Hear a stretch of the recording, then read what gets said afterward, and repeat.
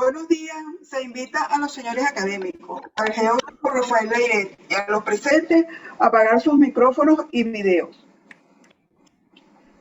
Se va a dar inicio al acto programado para el día de hoy, martes 21 de septiembre de 2021, con motivo de la incorporación a la Academia Nacional de la Ingeniería y el Hábitat del geógrafo Rafael Leiret como miembro correspondiente por el Estado Monagas. Tiene la palabra el académico presidente Eduardo Burós. Buenos días. Se declara programada para el día de hoy. Académico secretario, sírvase leer el orden del día y hacer el seguimiento correspondiente. Lectura del orden del día. Primero, apertura e instalación del acto por el académico presidente Eduardo Burós. Segundo, lectura del orden del día por la académica secretaria Griselda Ferrara. Tercero, discurso de incorporación académica como miembro correspondiente por el Estado Monagas del geógrafo Rafael Leiret. Cuarto, discurso de contestación del académico Eduardo Burós al discurso de incorporación académico Eduardo Burós. Quinto, investidura como académico del geógrafo Rafael Leiret, juramentación y entrega del diploma y medalla como académico correspondiente, académico presidente Eduardo Burós. Sexto, palabras de bienvenida al nuevo académico, académica vicepresidente Marianela Lafuente. Séptimo, participación del cumplimiento del orden del día, académica secretaria Griselda Ferrara. Octavo, clausura por el académico presidente Eduardo Burós. A continuación, discurso de incorporación académica como miembro correspondiente por el Estado Monagas por el geógrafo Rafael Leiret. Tiene la palabra el geógrafo Rafael Leiret.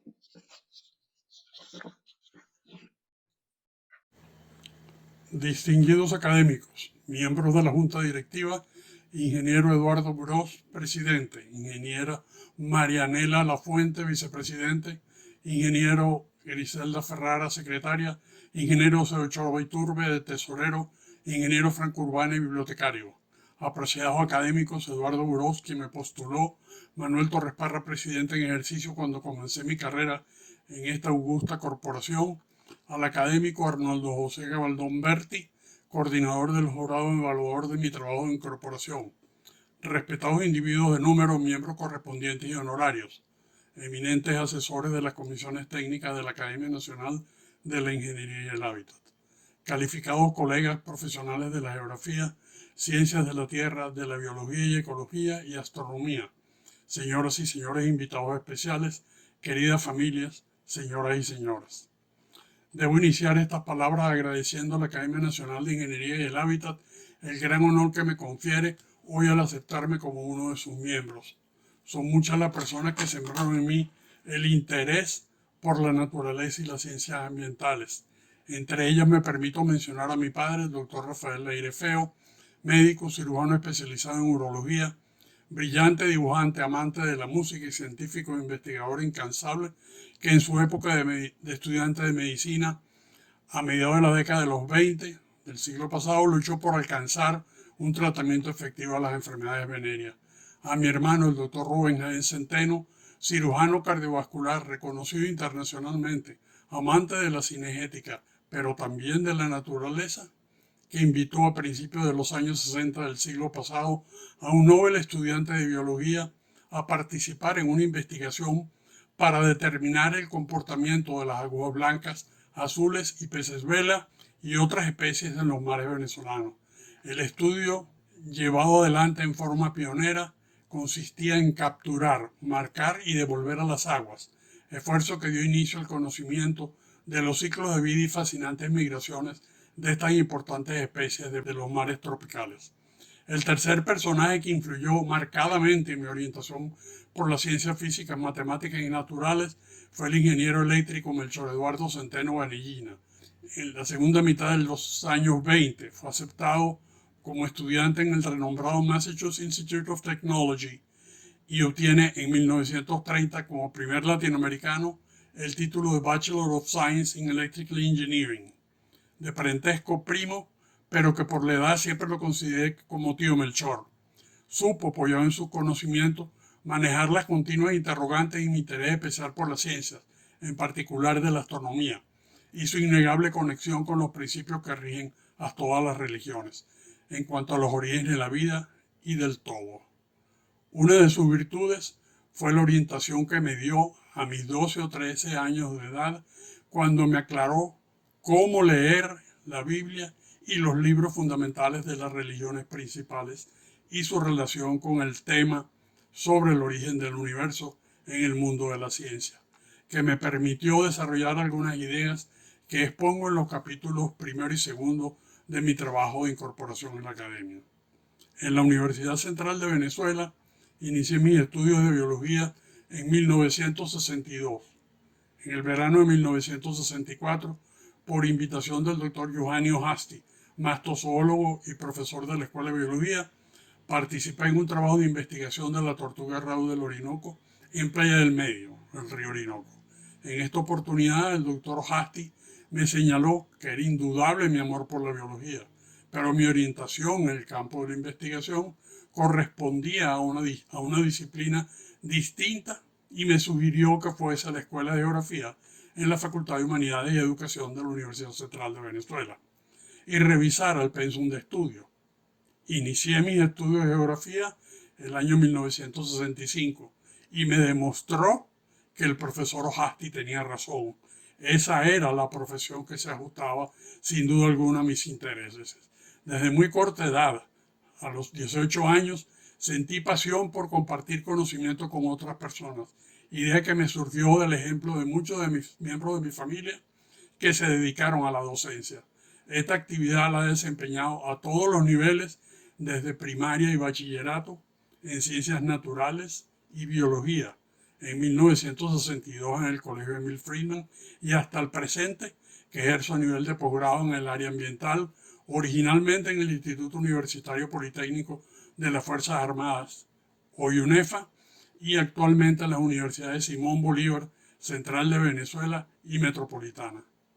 Compartí mis clases a nivel universitario con cursos en el Planetario Humboldt desde mediados de los años 80 hasta la actualidad, en temas como astronomía teórica y práctica, cosmología, objetos de cielo profundo y de arqueoastronomía, y en especial astronomía maya. Los conocimientos acumulados en mis estudios de biología y de geografía, maestría en Canadá, las enseñanzas de mis tutores en el cultivo de las ciencias y mi experiencia en el campo de la docencia cristalizó en una de las reuniones de la Comisión de Ambiente, en la cual me tocó exponer en el año 2013 el tema evolución histórica del pensamiento ambiental y obras de carácter ambiental en Venezuela. Al final de la charla, uno de los presentes señaló que esa exposición no era el resultado de semanas o meses de investigación, sino de años, a lo que respondí que el trabajo presentado era el resultado de más de 4 décadas de investigación. De inmediato, entre los miembros de la comisión surgió la idea de convertir este trabajo en una obra que sirviera de apoyo a las nuevas generaciones de profesionales en el estudio de las ciencias ambientales.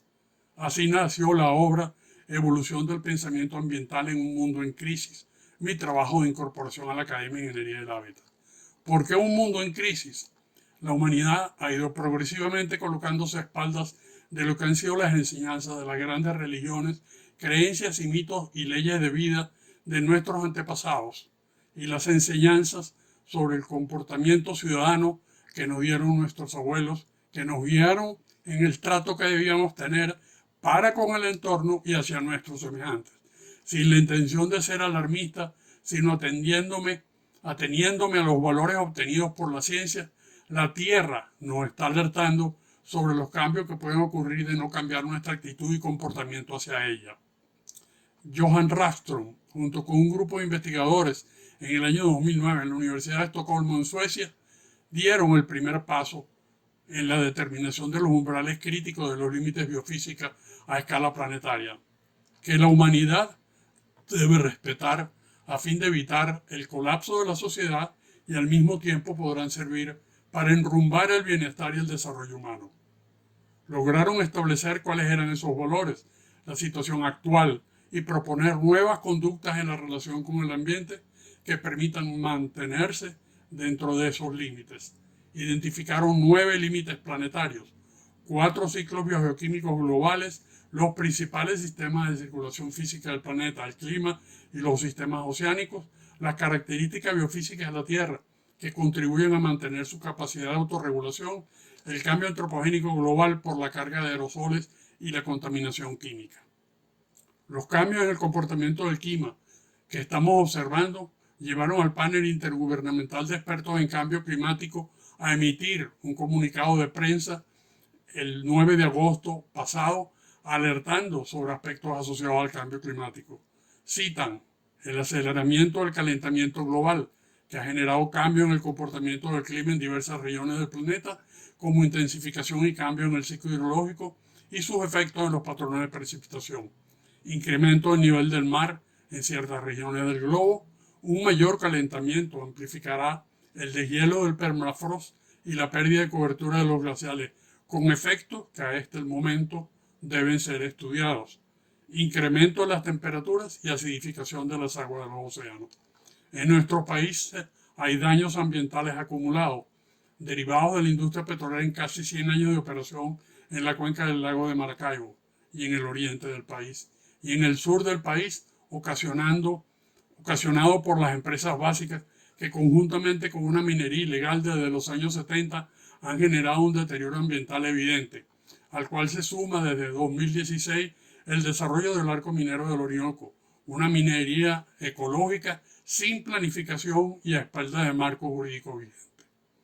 El trabajo presentado tiene entre sus objetivos llevar al lector a lo largo de la evolución del pensamiento ambiental, tema complicado y de muchas aristas que deben ser analizadas para entender por qué la solución a la crisis es moral, ética y de principios, que las soluciones se pueden alcanzar, pero exigirá el compromiso de los grupos que toman las decisiones de orden político, el apoyo de las ciencias, la tecnología, el músculo financiero económico y de todos, siempre en el marco de la protección de la casa común. La solución se puede alcanzar solo con el apoyo de todos en el marco del desarrollo sostenible, como vía para alcanzar un desarrollo con solidaridad, equidad, justicia, respetando los valores y principios que permitan la vida en comunidad, en democracia y en total libertad, exigiendo a la humanidad un cambio de conducta y a las ciencias un nuevo paradigma, con la finalidad de proteger al planeta como la casa común y como un todo integral, indivisible y altamente interrelacionado. La obra consta de 5 capítulos.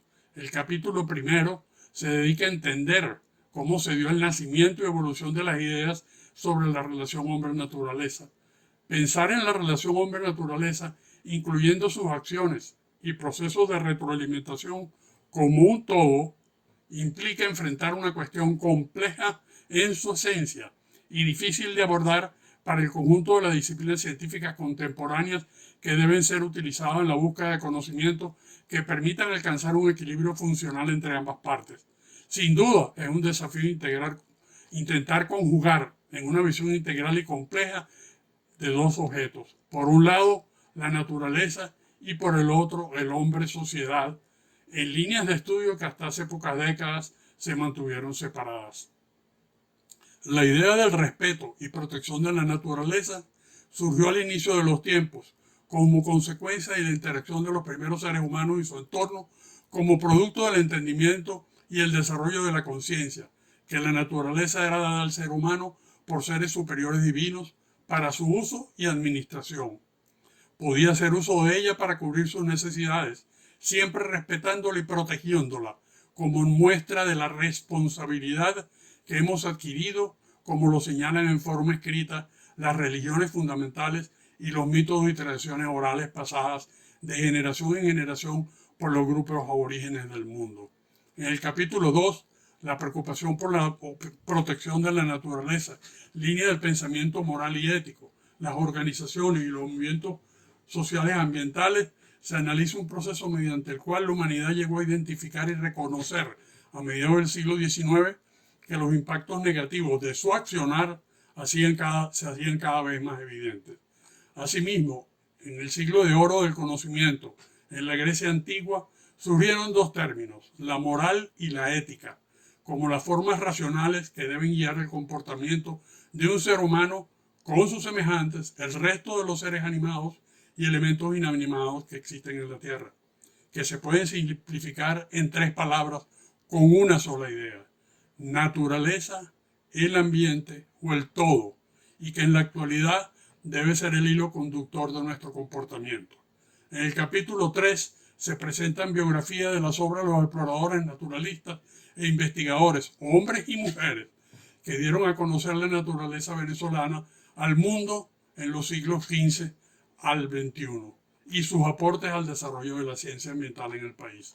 En el capítulo se respetó la cronología en relación a las diferentes visitas, actividades exploratorias y trabajos de investigación realizados en el territorio que hoy se conoce como Venezuela, que sentaron las bases sobre el conocimiento de la geografía venezolana y de las disciplinas que más adelante dieron origen a las ciencias ambientales en el país.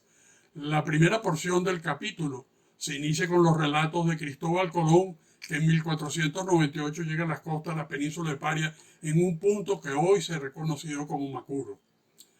Se seleccionaron las biografías y se resaltaron los aportes de 31 personalidades extranjeras que pisaron el territorio nacional, que lo recorrieron y describieron en lo físico natural y en lo humano, dejaron relato sobre las tradiciones, creencias y costumbres de los pueblos del interior del país y de las ciudades importantes. El segundo periodo cubre desde el siglo XVIII al XXI, en el cual se seleccionaron 52 investigadores nacidos en esta tierra y aquellos que nacieron en otras e hicieron de Venezuela su segunda patria.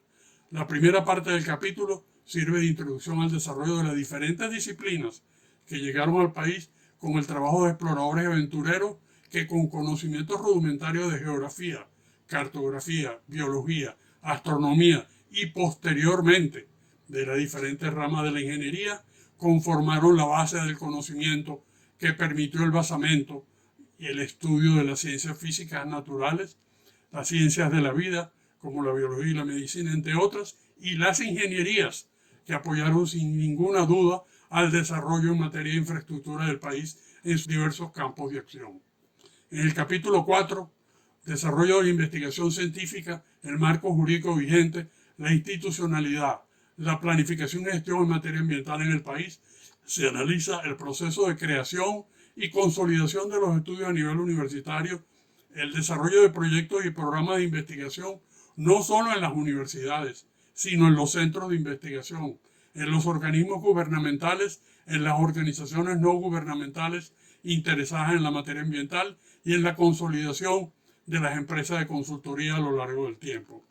Asimismo, en el capítulo se aborda la evolución del marco jurídico en materia ambiental, que tuvo sus inicios con la aplicación de los instrumentos jurídicos desarrollados en el Imperio Español, que eran de obligatorio cumplimiento en las colonias y territorios de ultramar, y se aplicaron hasta los inicios incipientes del desarrollo del derecho en la era del establecimiento de la República. El inicio del marco jurídico en el país se oficializa con la promulgación de la Ley Orgánica del Ambiente en el año 1976 y la creación del Ministerio del Ambiente y los Recursos Naturales Renovables. En el resto del capítulo se lleva a cabo un análisis del proceso evolutivo de la institucionalidad ambiental en el país. La Academia propuso mi nombramiento como miembro correspondiente nacional por el Estado Monagas, sugerencia que acepté con entusiasmo.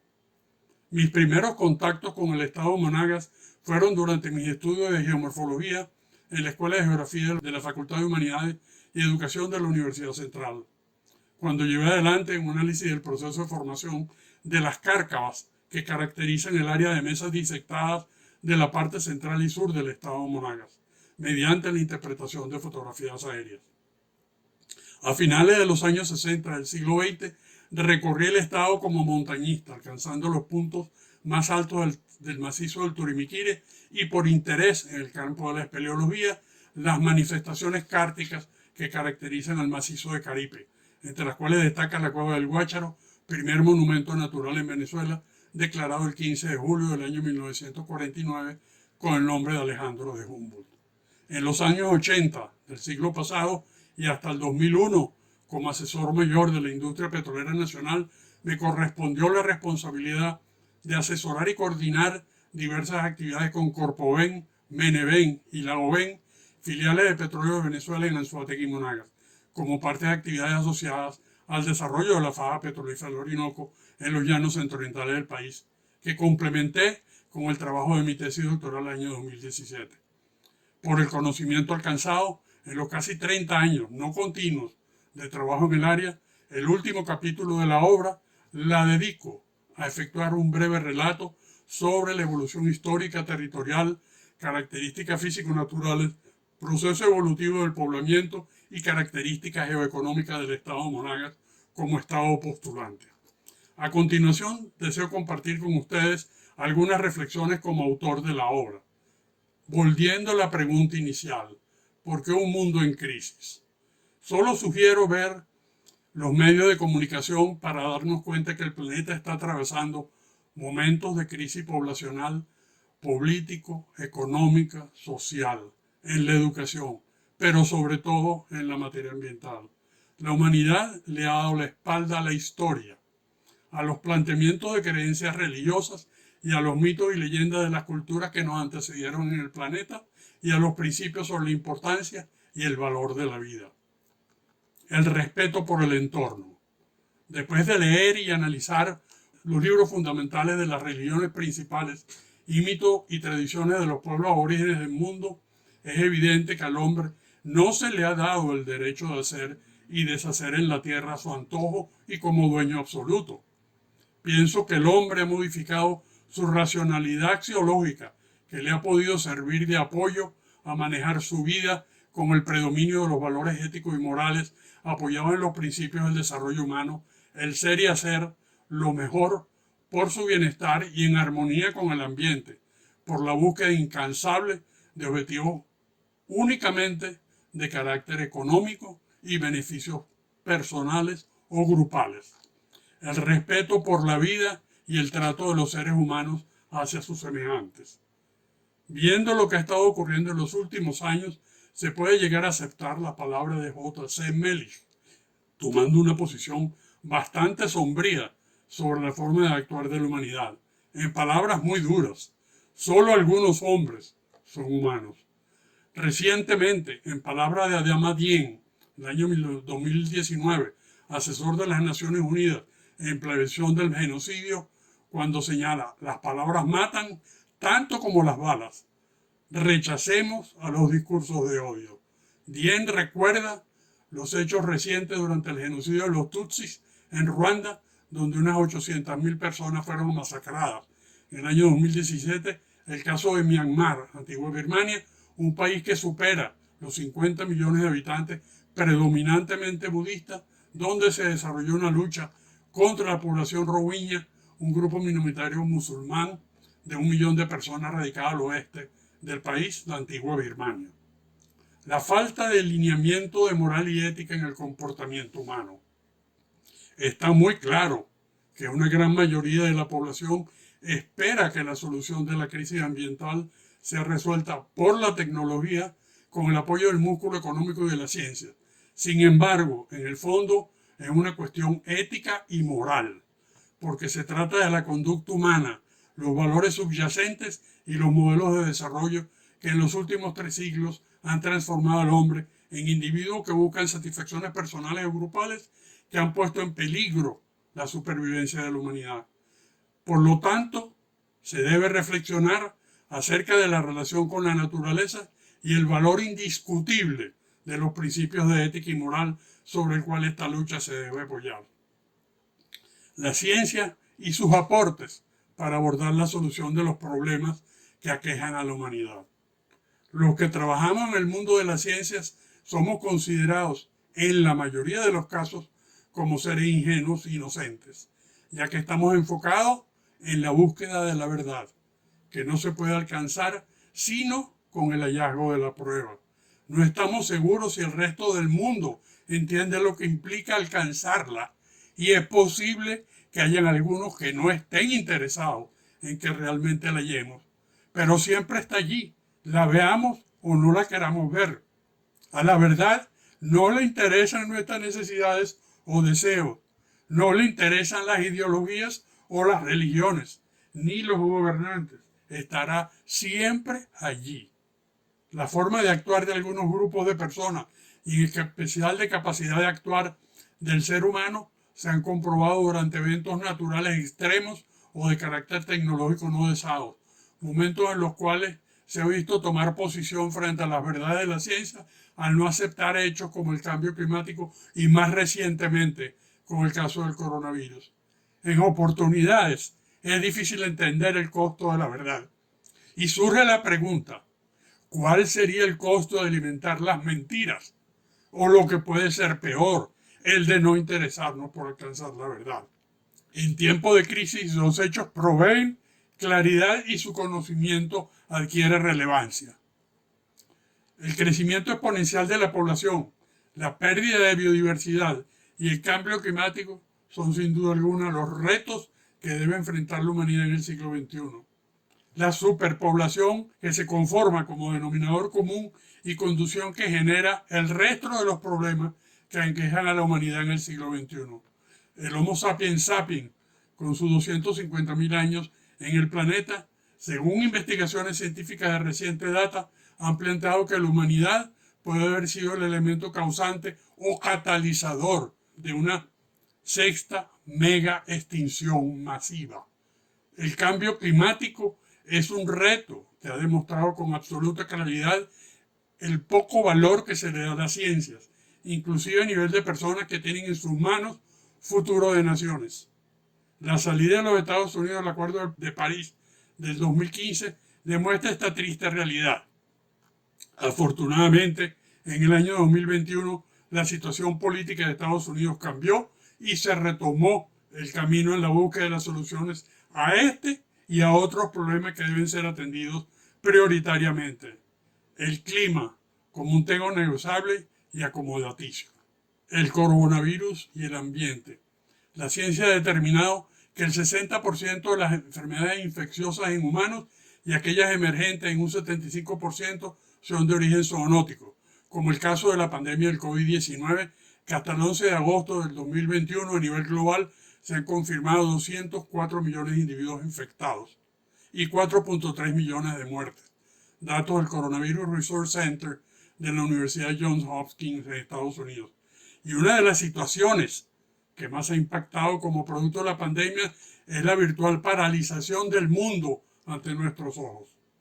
La investigadora Inger Andersen, directora ejecutiva del PNUMA, señaló que la continua alteración de las áreas silvestres nos ha puesto incómodamente cerca de las especies portadoras, es decir, animales y plantas que albergan enfermedades que pueden pasarse a los humanos.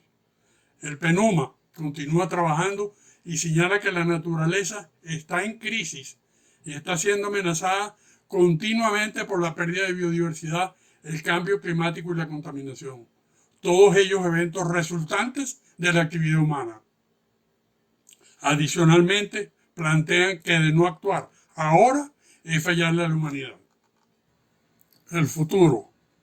La Academia de la Ingeniería del Hábitat, con el apoyo de otras academias nacionales y de todas sus comisiones técnicas, la de Ambiente, donde nació la idea de esta obra, puede abocarse al desafío que tenemos de divulgar esta información para hacerla de amplio conocimiento público y especialmente entre las generaciones de relevo de ingenieros, geógrafos y profesionales afines que permita ahondar en el diseño de líneas de investigación en universidades que apoyen el desarrollo de los siguientes temas. Primero, ampliar la búsqueda de datos e información para apalancar el conocimiento histórico del proceso asociado al conocimiento del espacio geográfico de nuestro país y el nacimiento de las ideas asociadas a la protección y conservación de la naturaleza en las diferentes disciplinas de la ciencia ambiental.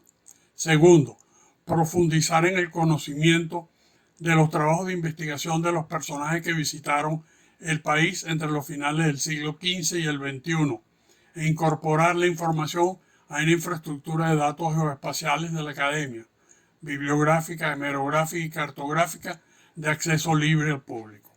Tercero, apoyado en la conformación del capítulo en España de la academia, establecer los contactos necesarios para dar acceso a investigadores a los archivos nacionales españoles sobre Venezuela.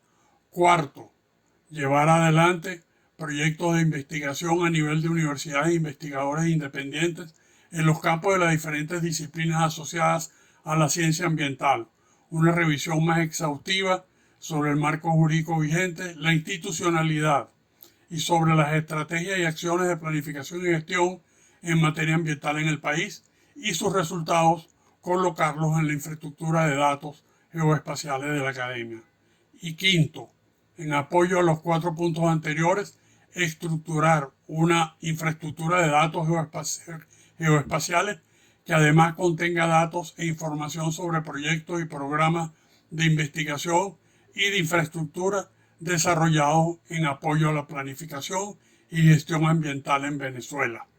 Para terminar, me gustaría compartir con ustedes el relato de un anciano aborigen del oeste de Australia, en el cual expresa con absoluta claridad las interconexiones de la vida, su profundo conocimiento y respeto hacia la naturaleza. Imagina un patrón.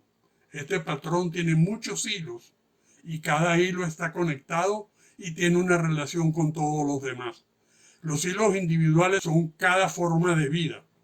El humano y el canguro son conocidos como seres vivos. Otros, como las rocas, se llamarían no vivientes. El humano está ahí también, aunque no es el hilo más o el menos importante. Es uno de entre muchos, igual a los demás.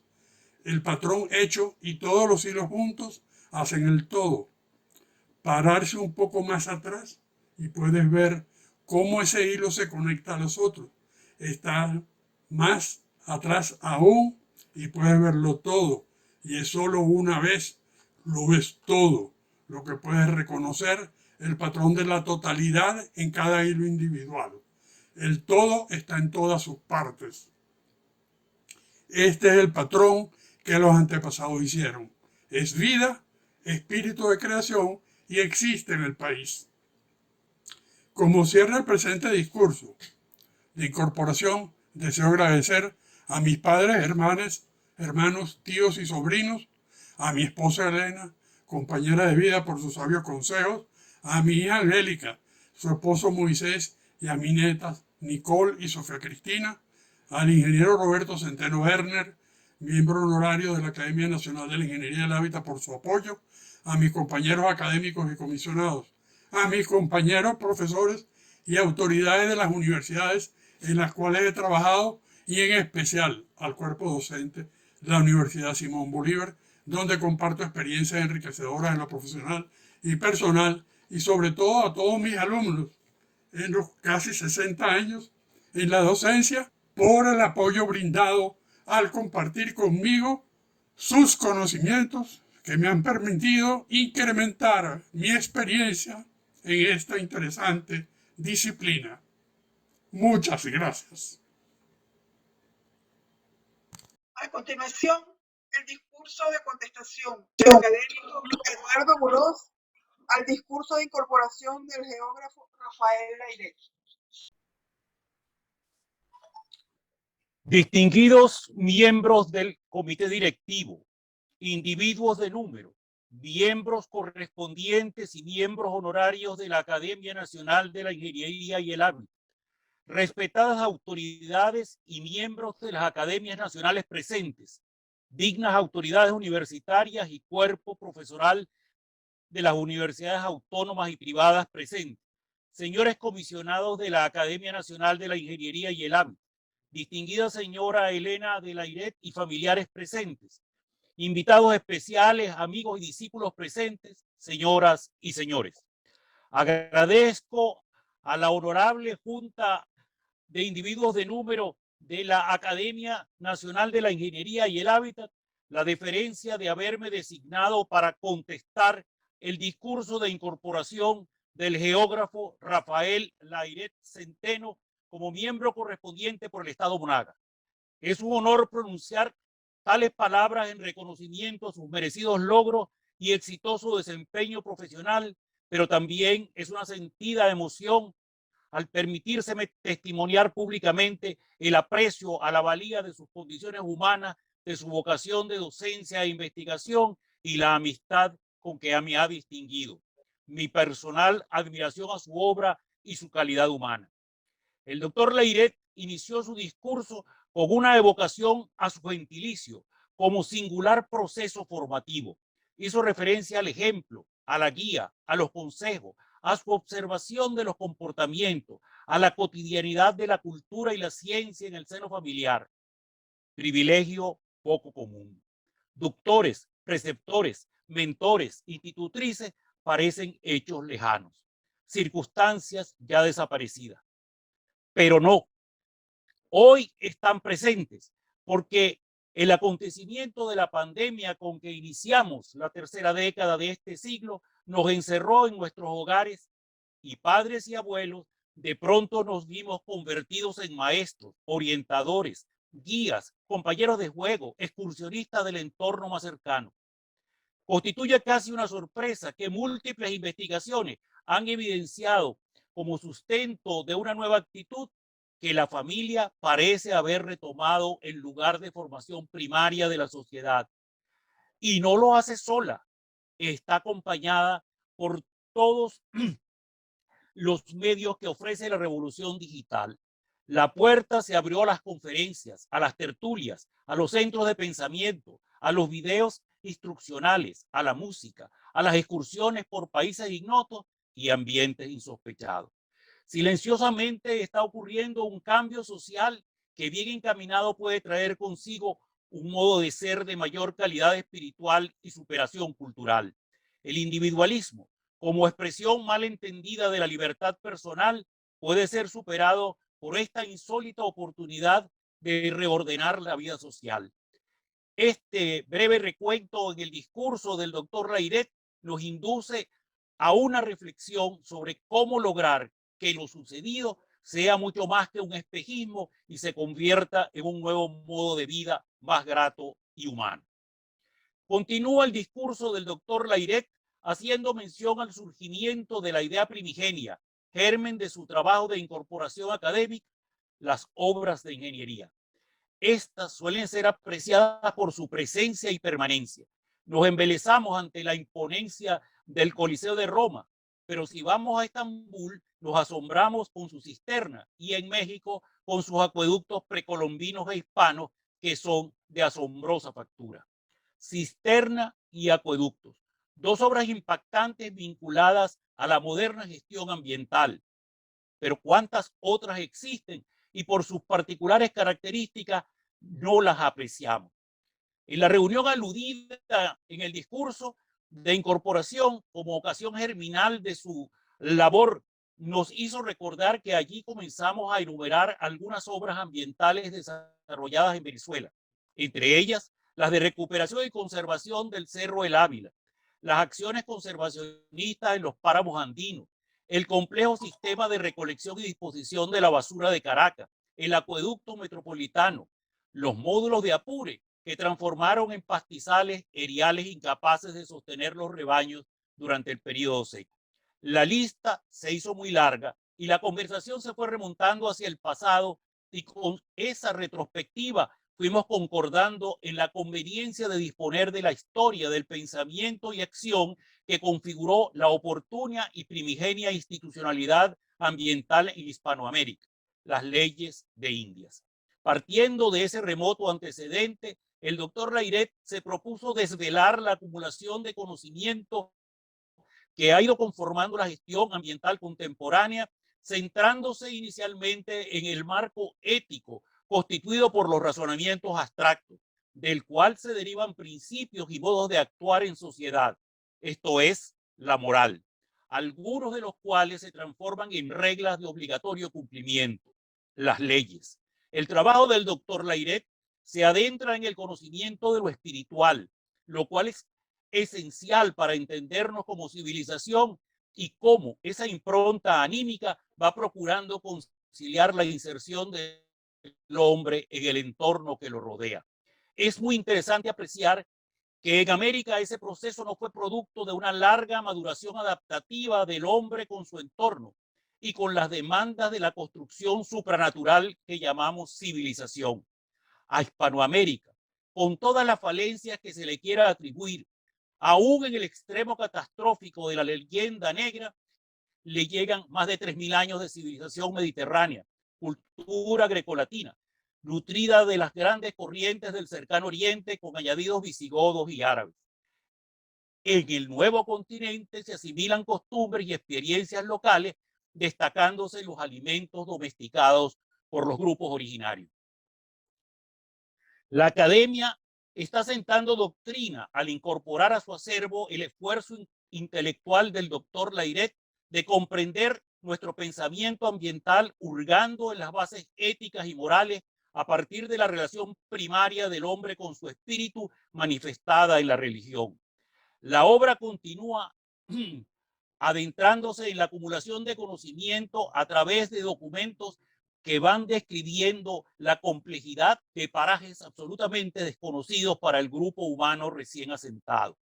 Es la llegada de la ciencia, de la acción descriptiva como paso inicial para entender la geografía de los nuevos territorios y así imaginar cómo usarlos y qué realizar para lograr el propósito de hacerlos receptivos y productivos.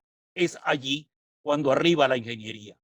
Clara lección del binomio ciencia-ingeniería, destacándose por cuanto fueron las primeras acciones para garantizar la ocupación del territorio según los patrones civilizatorios mediterráneos, los vínculos entre las ingenierías provisoras de alimentos, las procuradoras de vivienda y urbanismo y las abastecedoras de metales, inicialmente de los considerados preciosos y posteriormente de los utilitarios, con las ciencias médicas y farmacéuticas, de los materiales, amén del necesario conocimiento de astronomía y oceanografía para garantizar la navegación oceánica y ya en el continente el cabotaje fluvial como medio de transporte y de comercio.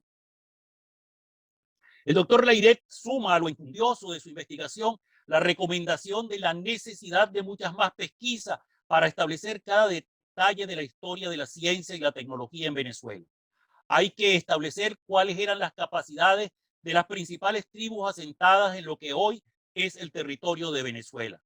Del mismo modo, hay que precisar cuál era el conocimiento técnico-científico en España en el momento de los viajes colombinos.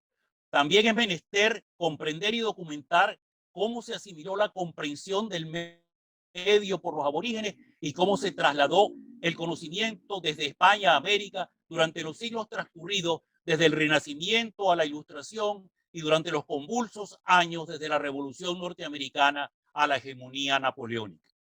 Este proceso permitió asentar las bases para los reclamos de las autoridades de la Universidad de Caracas durante el siglo XVIII para establecer estudios superiores de ingeniería de ámbito civil, demandas que no encontraron eco en la sociedad venezolana, a quienes acudieron a aquellas autoridades solicitando los fondos necesarios para desarrollar las cátedras requeridas.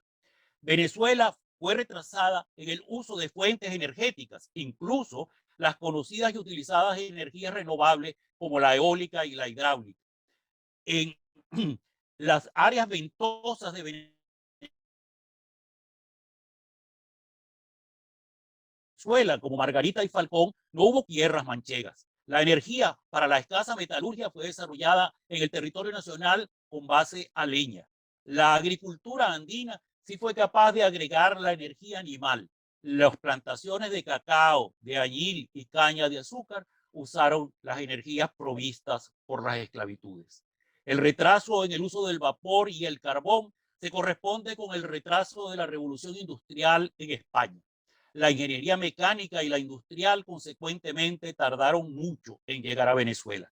El uso de la energía hidráulica fue mínimo, apenas para mover molinos y trapiches, y tuvo que esperar hasta fines del siglo XIX para tomar valor al iniciarse la provisión de energía eléctrica a las comunidades.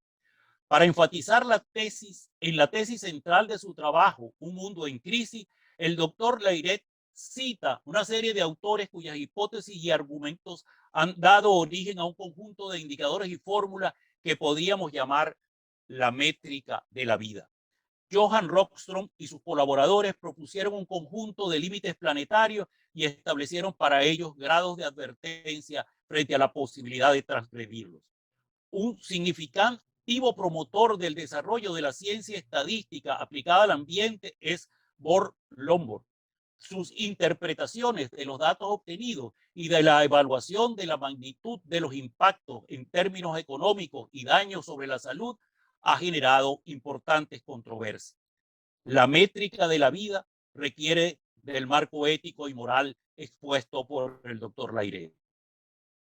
Barry Commoner, Paul Ehrlich, John Holre configuraron una ecuación de impacto ambiental según la cual este es el resultado de la población por su consumo per cápita de recursos y por el atenuante tecnológico de dicho consumo.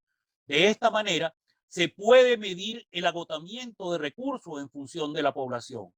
Si se sustituye el consumo por la producción de contaminantes, se puede medir el deterioro ambiental.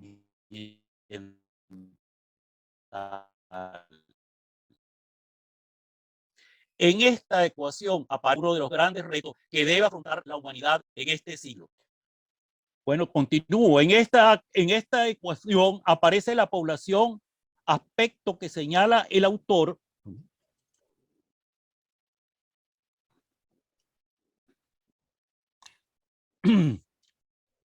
como uno de los grandes retos que debe afrontar la humanidad en este siglo.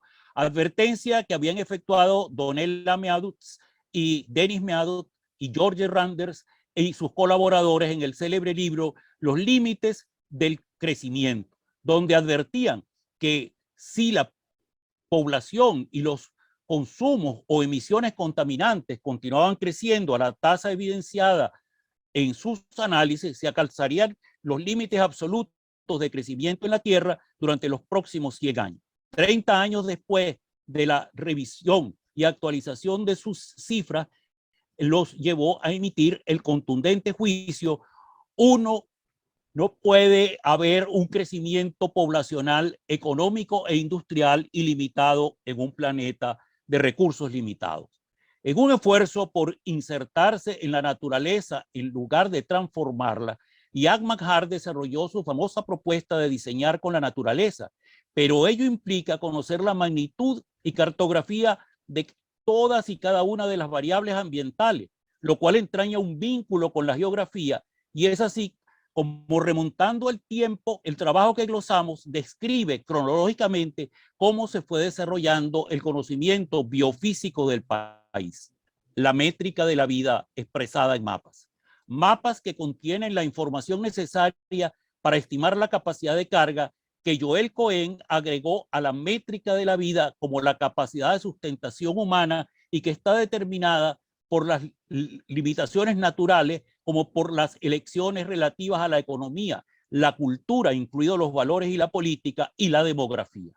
Capacidad que es dinámica e incierta, pero que de la apropiada combinación de los elementos que la integran surge la posibilidad de dar sustentación al desarrollo que el doctor Layret concibe como aquel al cual concurren la solidaridad, equidad, gentilicio, respeto a los valores y principios que permiten la vida en comunidad, en democracia y total libertad, aquel que exige a la humanidad un cambio de conducta, a la ciencia y sus aplicaciones en ingeniería, un nuevo paradigma con la finalidad de proteger al planeta como la casa común y como un todo integral, indivisible y altamente interrelacionado.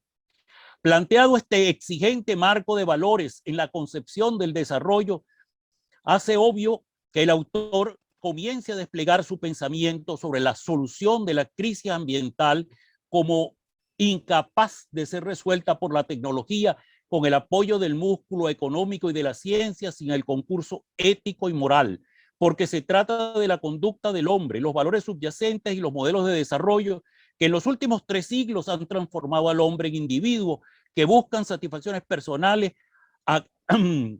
o grupales que han puesto en peligro la sobrevivencia de la humanidad.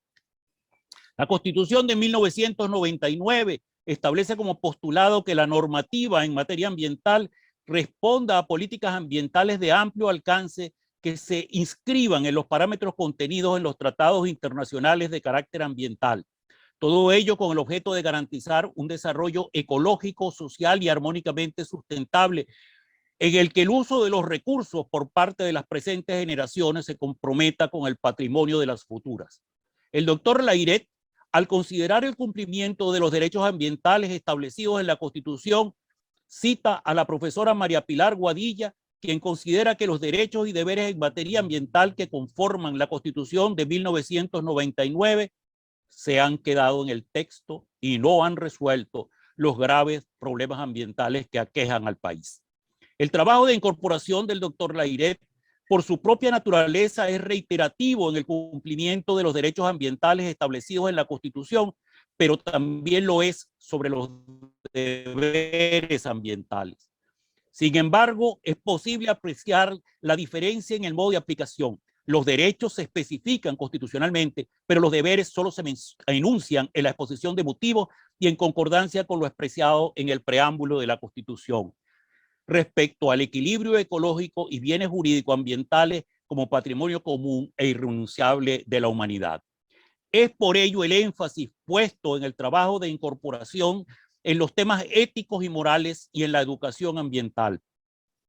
Esta es el medio para que a lo largo de todo el proceso formativo se internalicen los deberes ambientales y se expresen como comportamiento cívico y voluntad ciudadana, actos especialmente considerados con relación a los deberes de convivencia y de protección y conservación del ambiente urbano, donde interactúa la mayor parte de la población. La cita de González Guinán, incluida en la tesis doctoral de Tomás Estraca, sintetiza de modo extraordinario el modo de asumir con plenitud y convicción los deberes ambientales. Tú, niño, que vas a ser ciudadano, cóbrale amor entrañable al valor cívico y defiende con la energía que la honradez inspira y por los medios que te den las leyes tus derechos de ciudadano y los fueros de la humanidad. El trabajo de incorporación del doctor Layret dedica 2 extensos capítulos a comprender los fueros de la humanidad en relación con el ambiente.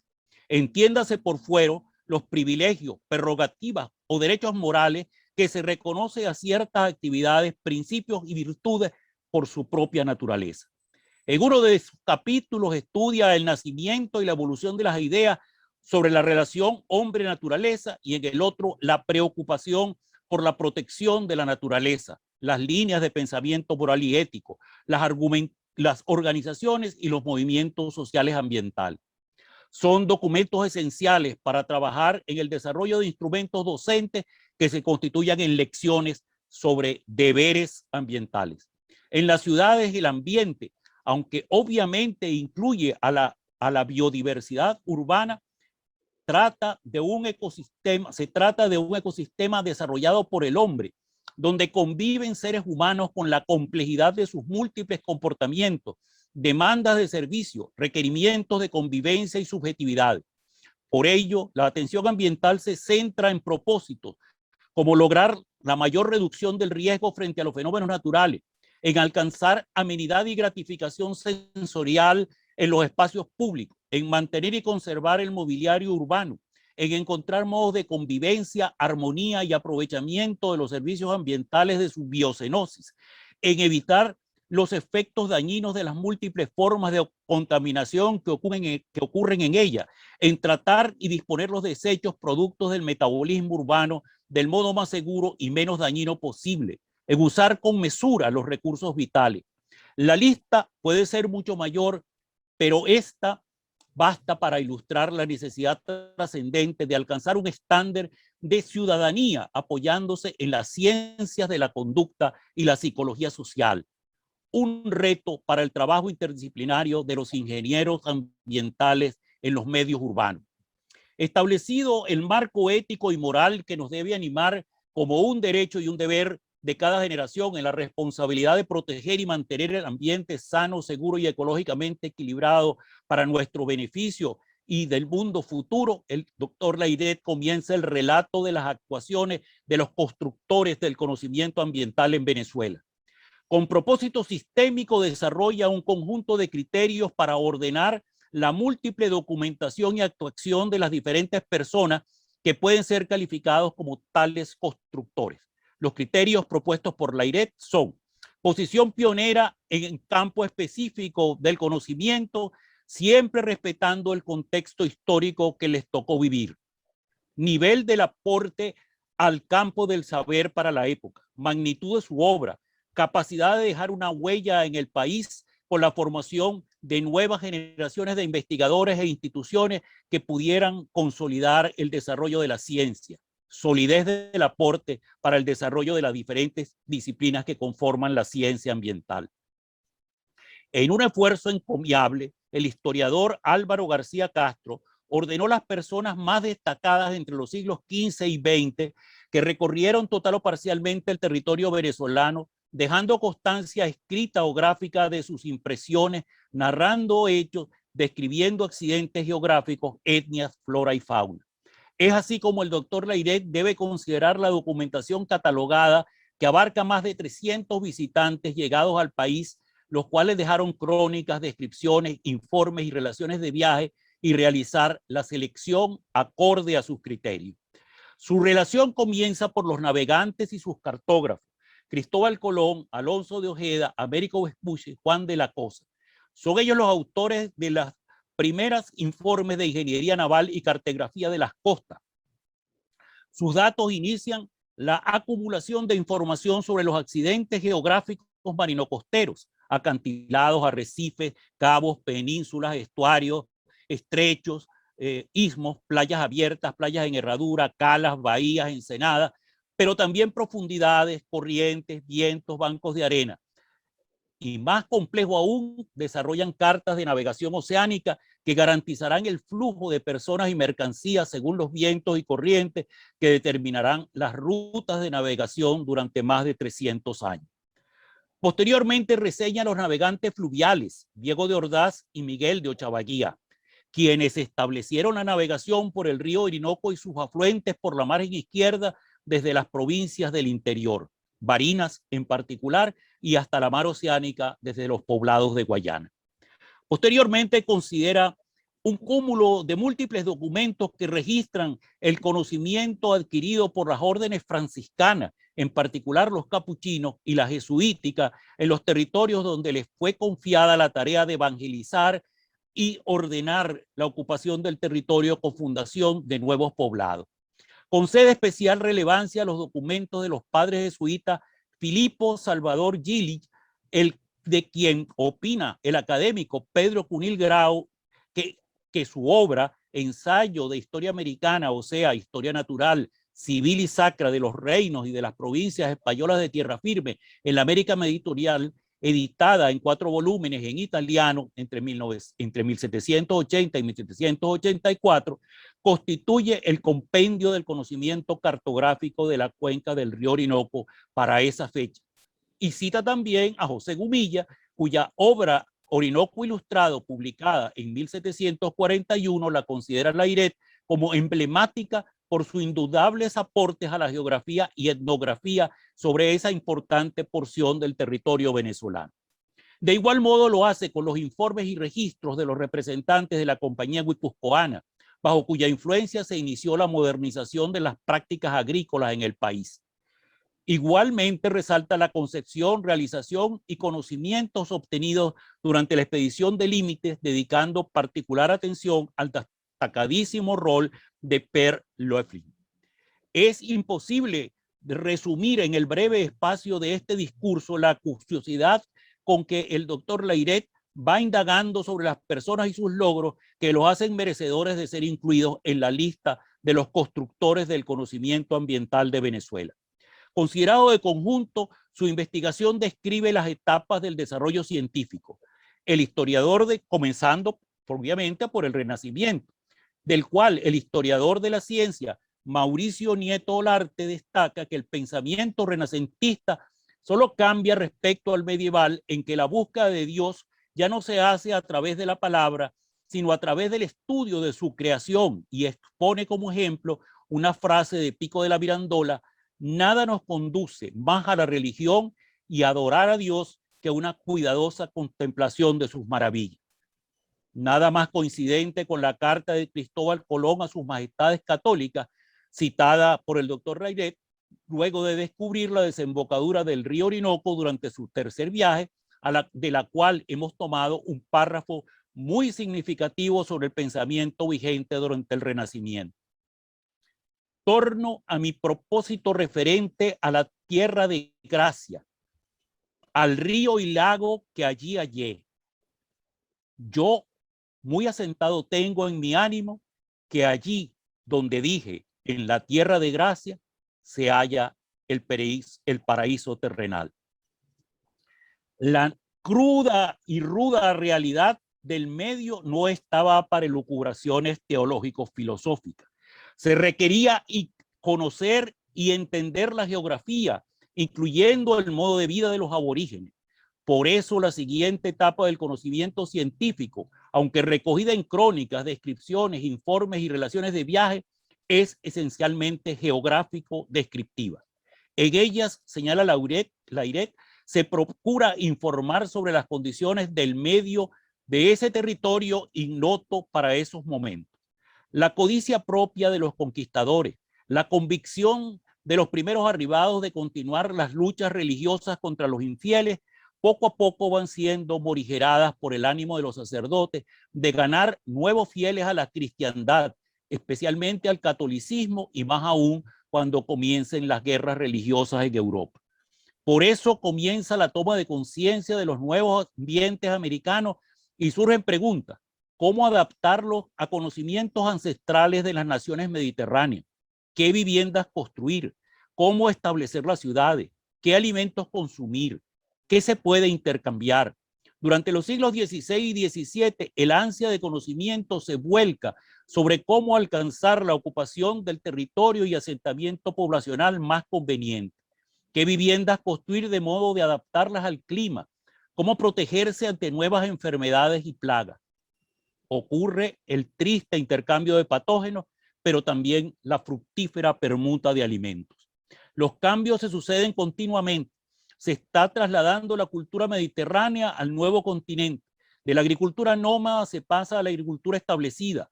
Del conjunto de bohíos a pueblos ordenados, de traslados a pie al uso de caballos y carros tirados por bueyes y arreos de mulas para transportar mercancía. Las curiaras y cayucos son asimilados como vehículos para el transporte acuático. De los senderos indígenas y caminos a caminos cuando sea menester, el cabotaje y transporte fluvial como medio de comunicación. Durante este periodo se establecen los estados-naciones. Los señores feudales comienzan a ser desplazados por la naciente burguesía que requiere un fuerte poder central que la proteja. Los monarcas dejan de ser primos interpares para asumir la característica de monarcas absolutos. Las guerras pasan a tener un trasfondo comercial. Se reconoce que el avance técnico provee ventajas militares. Unos y otros procuran mantener sus posiciones o mejorarlas y desplazar a los otros. El conocimiento se torna más utilitario. Lo que reseña Lairet es que el mercantilismo en España en cuanto a la relación con Venezuela se desarrolla a través de la compañía guipuzcoana, quien se preocupó de mantener e incluso mejorar los productos agrícolas de exportación y de introducir y desarrollar nuevos cultivos también con fines de exportación. Por otra parte, la investigación científica libre se dejó en manos de las órdenes religiosas. La Universidad de Caracas prácticamente no participó en el avance científico, salvo la tardía introducción de la medicina. Se limitó a ser custodia del cumplimiento de leyes civiles y religiosas y del orden teológico establecido por el papado. Sin embargo, en ese marco ocurrió una inesperada formación en los cambios económicos y humanísticos que estaban ocurriendo en Europa y que dieron la base intelectual al movimiento liberal emancipador. Respecto a las órdenes, los franciscanos centraron sus conocimientos en procurar mejor calidad de vida con los medios a su disposición para los pueblos que fundaron y custodiaron. Los jesuitas optaron por investigar para conocer nuevas oportunidades de generar riqueza basada en el trabajo y su organización sistemática, a la vez que planteaban nuevas formas de organización social más adaptadas a la idiosincrasia de las poblaciones nativas. El resultado fue su expulsión para evitar la subversión del orden de la España peninsular, la americana y la asiática. Sus investigaciones subsistieron y determinaron las bases geográficas de las nuevas naciones luego que la España americana asumiera el orden liberal. El doctor Pacheco Troconis considera que el rey Carlos III Comprendió que la ciencia no era un asunto exclusivo de quienes la practicaban y decidió una política científica capaz de encaminar a España hacia la modernidad. De las reformas borbónicas enunciadas por el autor referido destacan respecto al trabajo del doctor Layret el nuevo rol del Estado español respecto a la ciencia al asumir el establecimiento y dirección de instituciones capaces de desarrollar nuevos conocimientos. Los conocimientos tendrían como eje científico la física y la matemática y propósitos pragmáticos en cuanto a botánica, química, náutica, pilotaje, dibujo, ciencias naturales, contabilidad mercantil y prácticas agrícolas. Es bajo esa política que se le asignan tareas científicas a la expedición de límite. Esta fue un esfuerzo tardío por cambiar la relación entre el Estado y la ciencia en el territorio venezolano.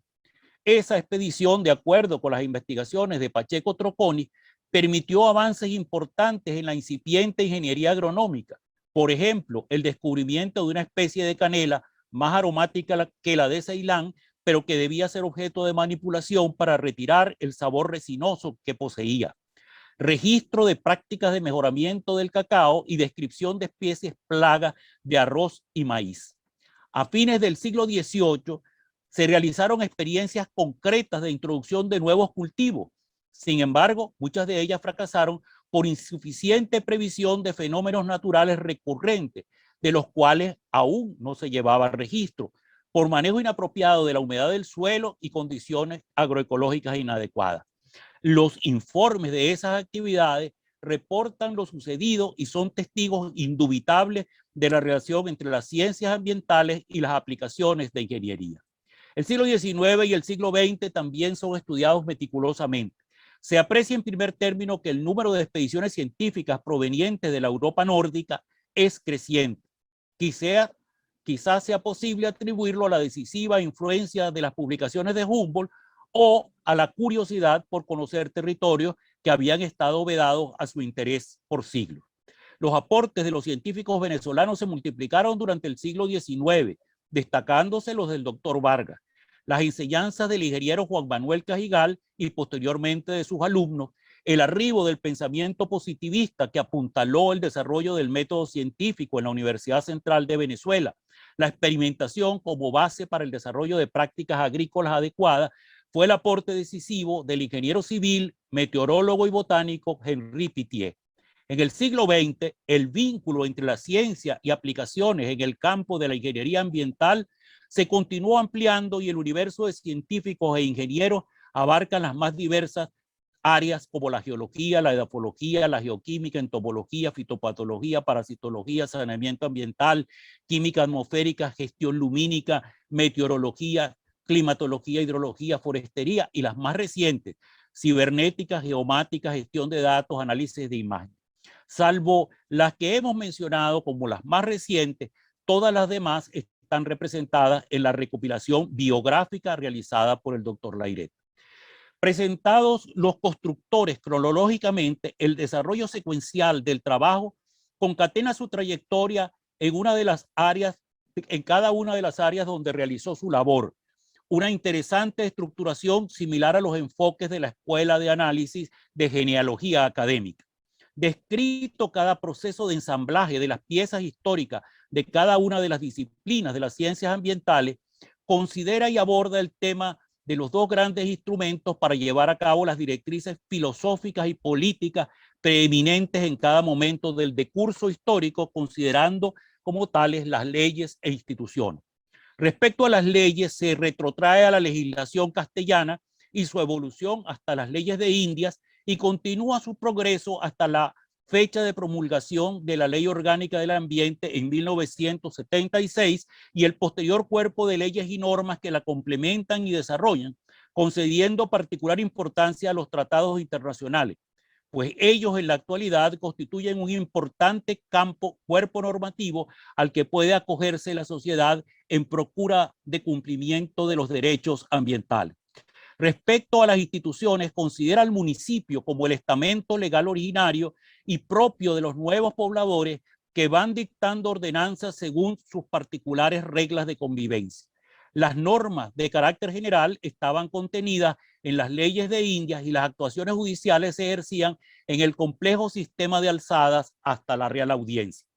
El rol de los municipios se redujo sensiblemente con el advenimiento del régimen republicano y se inició un periodo de centralización del poder cuyo proceso de desmontaje de mayor envergadura ocurrió durante el último cuarto de siglo del siglo XX, revirtiéndose sistemáticamente durante las décadas transcurridas del siglo XXI. La creación de instituciones para la gestión ambiental en Iberoamérica demuestra la vanguardia que había alcanzado el país. La desconcentración de competencias constituían la avanzada administrativa para un ulterior proceso de descentralización. Los mecanismos de coordinación y de participación se iban probando y reconfigurando para alcanzar la mayor efectividad posible. La narración de los avances positivos en el régimen institucional de la gestión ambiental comienza a desmoronarse en la medida que el doctor Layret nos relata el desmembramiento progresivo del sistema institucional ambiental hasta su momento culminante cuando se introduce un cambio de paradigma que abandona la corriente desarrollada en Occidente durante la segunda mitad del siglo XX e instala la doctrina ecosocialista como marco para un cambio estructural de la gestión ambiental.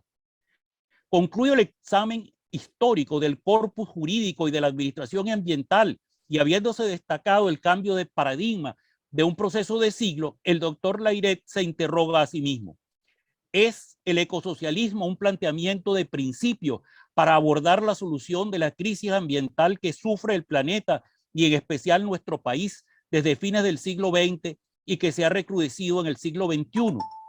Es menester destacar que esto es una pregunta central y aporte original al debate de las doctrinas. Layret traza el desarrollo histórico de las ideas del ecosocialismo remontándose a Tomás Moro en Utopía e informa las propuestas de Moro sobre propiedad común, igualdad entre las personas, trabajo de todos en la agricultura, homogeneidad en el vestido, eutanasia, divorcio y salud gratis y regidas por el Estado, libertad religiosa y respeto entre creencias, elección de líderes por los mayores de edad. Continúa con la suma de las ideas de Morris en su novela Noticias de ninguna parte. Allí este autor imagina un mundo anárquico libertario donde el capitalismo ha sido abolido por una revolución proletaria y donde naturaleza y sociedad se han convertido en entornos confortables para la humanidad. Esta sociedad basada en la agricultura funciona simplemente porque la gente encuentra placer en vivir en contacto con la naturaleza y por lo tanto disfruta con su trabajo. Evidentemente una sublimación de la vida en el campo y la dedicación a la agricultura. Finalmente, concreta el nacimiento de la propuesta ecosocialista en la Declaración de Belén de 2002, redactada por reconocidos intelectuales de Canadá, Estados Unidos, Brasil y Francia, Ian Angus, Joel Covell, Michel Lowy y Daniela Foyet. Algunos postulados de la Declaración de Belén son: consideración de los límites de la tierra, límites del crecimiento y transformación de las necesidades, énfasis en el valor de uso en lugar del valor de cambio, definición colectiva de las metas de inversión, rechazo al productivismo, abandono de los criterios cuantitativos por los cualitativos, establecimiento como valores claves el trabajo doméstico, la crianza de los hijos, la educación de niños y adultos y las artes, supresión de sectores enteros de la agricultura y de la industria, ejercicio social de la libertad y responsabilidad comunal, supresión de paradigmas económicos orientados al crecimiento, cambios radicales en el sistema energético y el sistema de transporte, desarrollo de la arquitectura verde, eliminación de la agroindustria contaminante. La lista de acciones es más larga, pero de estas se pueden orientar en la respuesta a la pregunta que se hace a sí mismo el doctor Layret y que deja a criterio de sus lectores para sus propias respuestas. Un esfuerzo intelectual como el descrito induce necesariamente a meditar sobre las enseñanzas que se pueden derivar de él y así efectivamente lo plantea el doctor Layret al ofrecernos sus reflexiones finales. Frente a la manida argumentación del modelo de desarrollo como causa del desastre ambiental, plantea la hipótesis de la deriva social hacia un modelo hedónico de culpas y compensaciones, de privilegios por resarcimientos intergeneracionales, de desmesura en las libertades, de creciente desigualdad producto de los efectos de la economía global. Advierte claramente sobre el peligro de los enfoques utópicos y sus propensiones totalitarias. Precisa que administrar es bien usar. El consumo de recursos es un hecho mensurable. Podemos contar con datos fehacientes que nos permitan plantear opciones, discutir políticas, tomar decisiones. Pero, ¿cómo medimos la pérdida de las condiciones morales? ¿Qué se entiende por condiciones morales? Limitándonos a la cultura occidental, nos podemos preguntar cuán extendido está el subjetivismo moral, así como interrogarnos sobre si procurar una recuperación de la moralidad colectiva es contrario al valor fundamental de la libertad. Sobre estas materias propone meditar el doctor Layret. Al conducirnos a lo largo del proceso de construcción de las ciencias, la ingeniería, las instituciones, las leyes, apreciamos que somos una sociedad madura, con raíces sólidas y propias, que pertenecemos a una de las grandes civilizaciones de la humanidad.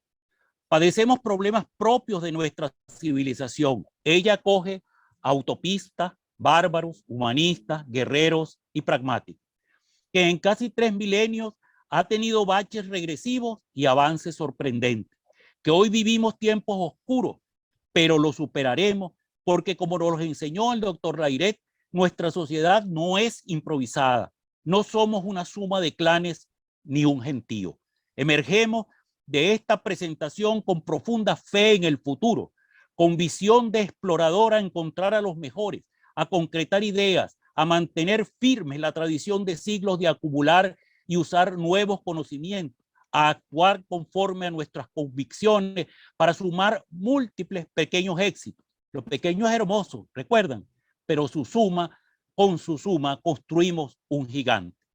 Esta es la gran lección que nos deja este trabajo de incorporación que hemos glosado con profunda admiración a su autor. Gracias por habernos llenado de esperanza. Gracias por continuar formando a los futuros constructores que agregarán nuevos ladrillos o embellecerán los muros del edificio de las ciencias y la ingeniería ambiental. Familiares, amigos, académicos, alumnos, profesores, enaltezcamos la obra del doctor Layret con la convicción que hoy hemos recibido un documento riguroso, humano y conmovedor. Muchas gracias.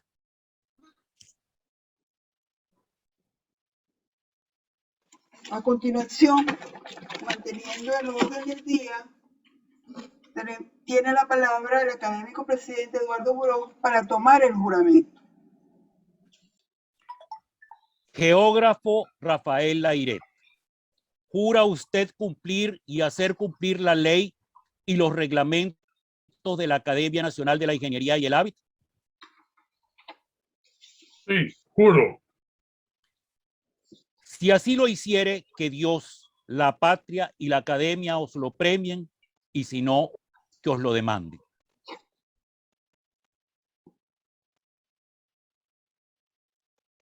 La medalla y el diploma que le son entregados son símbolos de su investidura y constancia de su incorporación como miembro correspondiente de la Academia Nacional de la Ingeniería y el Hábitat por el Estado Monagas.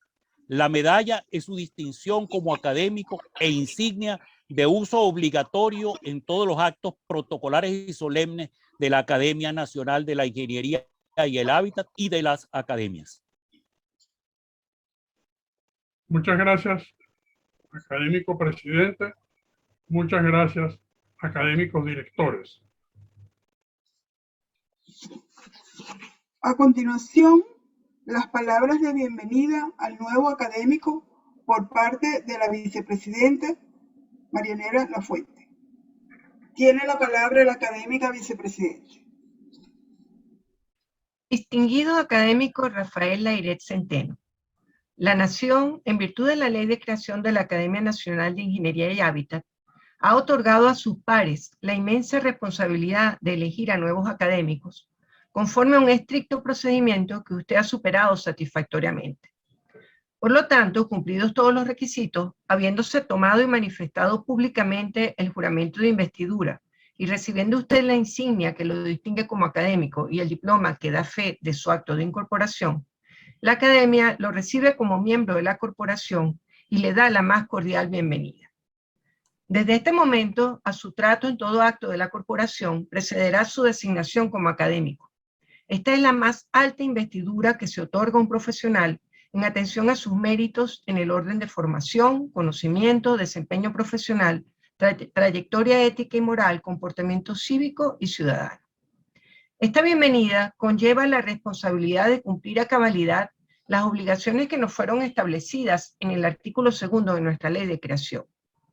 Es nuestro compromiso con la nación, con nuestros centros de formación, con nuestras organizaciones de ejercicio profesional públicas o privadas, con nuestros empresarios y emprendedores, con nuestra sociedad en sus distintas instituciones a cualquier nivel de organización o iniciativa, con las generaciones de relevo, con nuestros compatriotas dispersos en el mundo. Es su compromiso con la actuación de las ingenierías en el estado Monagas, que desde este momento es asignado a su atención y custodia en los múltiples campos que abarca nuestra disciplina. El compromiso del académico de la IRET con el estado Monagas ya se ha puesto de manifiesto en el trabajo que nos ha presentado. En efecto, en uno de sus capítulos presenta una síntesis histórico-geográfica del estado Monagas. Allí se narran las dificultades que opusieron las tribus caribeñas a la acción evangelizadora, en un proceso donde poco a poco se fueron generando asentamientos, algunos de los cuales desaparecieron, mientras que otros constituyen parte importante de su sistema urbano actual. Otros poblados se fundarían más tarde, en el siglo XX, asociados a la actividad petrolera. El resumen geográfico que hace el doctor Layret nos brinda información sobre los accidentes orográficos y sus condiciones biofísicas, el clima, la hidrografía y el régimen hidrológico de aguas superficiales y subterráneas. También presenta la vegetación y la fauna, los recursos turísticos y comenta el aprovechamiento de los recursos naturales, la geoeconomía y los problemas ambientales, principalmente derivados de los derrames, efluentes y emisiones propios de la explotación de petróleo en el estado. Estamos seguros de que el académico Layret continuará brindando valiosas contribuciones con las acciones que adelanta la academia a fin de valorar y generar conocimiento, particularmente en este caso en áreas de la geografía y de la ingeniería ambiental, y de utilizar las nuevas tecnologías para propiciar su uso en la era digital, en beneficio del país y de su desarrollo. Esta bienvenida que hoy hacemos al académico Layret es también una grata acogida en el seno de Corporación de Pares, de libertad de pensamiento, de crisol de ideas, de respetuosa retórica y amable dialéctica, de pasión por el desarrollo intelectual, de curiosidad indetenible y avidez por nuevos conocimientos, de voluntad férrea de constituir paradigma y ejemplo. Apreciados académicos, familiares y testigos del acto, la Academia se congratula en recibir en su seno al académico Layret y le brinda una efusiva manifestación de bienvenida.